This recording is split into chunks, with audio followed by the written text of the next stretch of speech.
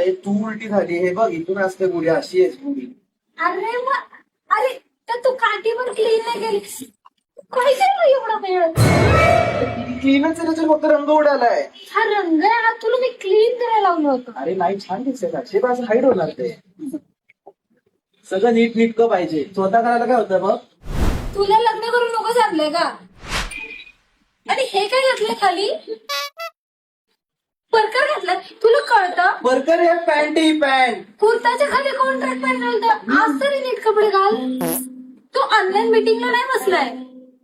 बदलून हे तरी लाव. लावायचं कसं पण.